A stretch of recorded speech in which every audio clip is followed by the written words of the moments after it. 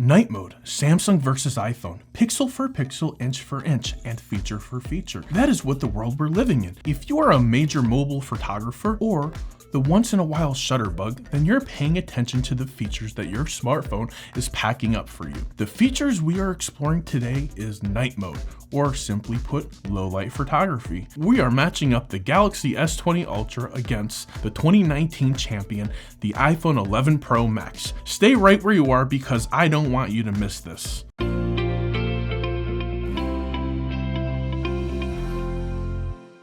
Keep watching the video to the end. I need your help with something, but I need you to watch this whole video so you can properly help me. I can't do this without you. First, let me apologize for the lack of creative subjects to work with here. I am practicing social distance as much as I can, even while making videos for you.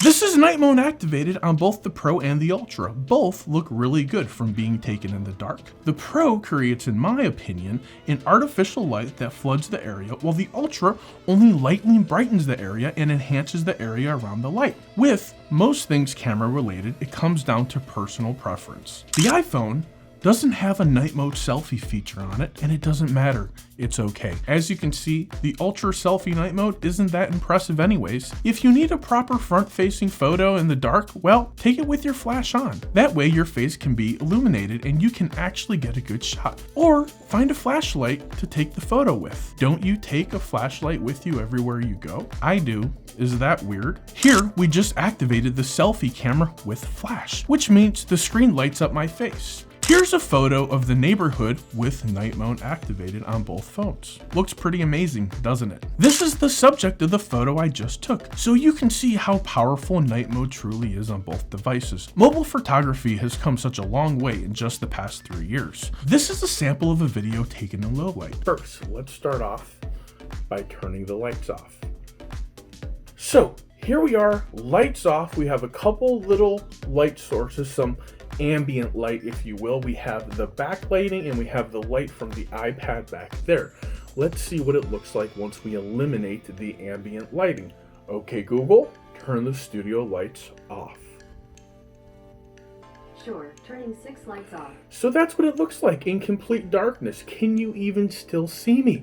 Can either one of these cameras pick up the video? Let's go ahead and get the lights back on. Okay, Google, turn the studio lights to dark green.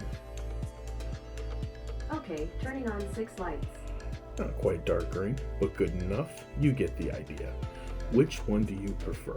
No night mode to activate, but I still wanted to highlight how each device handles low light video settings. Thanks Nomadic Gear for supporting the channel. I'm kind of known for spending a ridiculous amount of money on luggage and high-end backpacks. Then I came across Nomadic bags and I absolutely fell in love with the Nomadic backpack, and now I'm in love with the Nomadic Carry-On Pro. This is a 2-bag-in-1 type of deal and it will not disappoint you. If you're in the market for some new luggage, a messenger bag, or a backpack that's big enough to take on a trip and still carry on the plane, then look no further. Take a moment and check them out. Link is in the description. Don't forget to click on the red sale link at the top of the page. You'll thank me later. Back to the video. Now comes the fun. I need your help deciding which device, the Pro or the Ultra, takes the better low light photos. Head down to the comments section, share with me your thoughts and why. Convince me why you prefer one device over the other. Alright guys, thanks for watching the video. If you like this video and you want to see more videos like it, please consider hitting that subscribe button.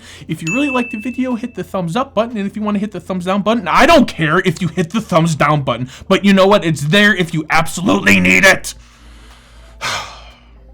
If you want to pay me the ultimate creator compliment, share my content with your friends and family on social media. For the love of tech, till next time, namaste.